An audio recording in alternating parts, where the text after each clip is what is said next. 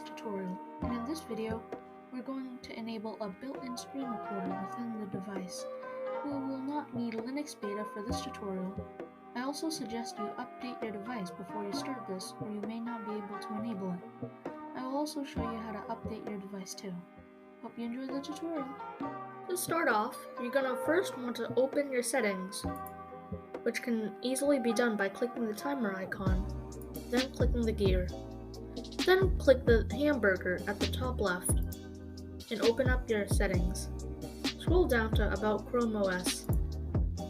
Click Check for updates. Make sure your Chromebook is up to date. If it's not up to date, then just update it and come back to this video when you're up to date. You can close the settings.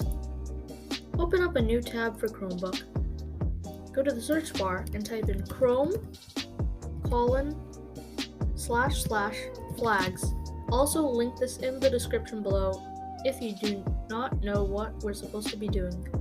Click enter. Now in the bar where it says search flags, you're going to want to type capture. And you want to choose the one that says screen capture test, so you can also type screen capture. Enable this.